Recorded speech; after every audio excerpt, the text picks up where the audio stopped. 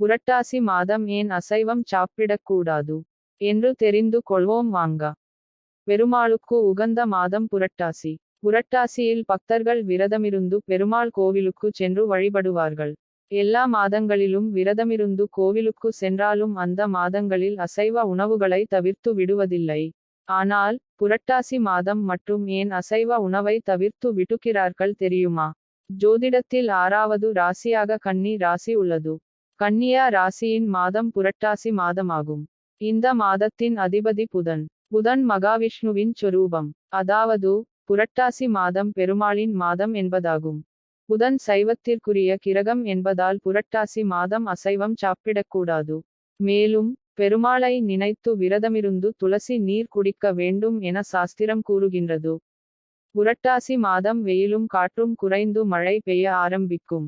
இவ்வளவு மாதமாக வெயிலால் சூடாகியிருந்த பூமி மழைநீரை ஈர்த்து வெப்பத்தை குறைக்க ஆரம்பிக்கும். இம்மாதம் சூட்டை கிளப்பிவிடும் காலம் என்பார்கள். இது வெயில் கால வெப்பத்தை காட்டிலும் கெடுதல் தரக்கூடியது. இந்த நேரத்தில் அசைவம் சாப்பிடுவது உடல் சூட்டை அதிகப்படுத்தி உடல்நலத்தை பாதிக்கும். வயிறு சம்பந்தமான பிரச்சனைகளை ஏற்படுத்தும். அதனால்தான் புரட்டாசி மாதத்தில் அசைவத்தை ஒதுக்கி வைத்தனர் நம் முன்னோர்கள். அதுமட்டுமின்றி சரிவர பெய்யாத மழை, திடீர் வெப்ப மாறுதல் ஆகியவை நோய்க்கிருமிகளை உருவாக்கிவிடும். அதனால் காய்ச்சல், சளி தொந்தரவு அதிகரிக்கும். இதை துளசி கட்டுப்படுத்தும். இதற்காகவே புரட்டாசியில் விரதம் இருந்து அசைவம் ஒதுக்கி பெருமாள் கோவிலுக்கு செல்லும் வழக்கத்தை ஏற்படுத்தினர்.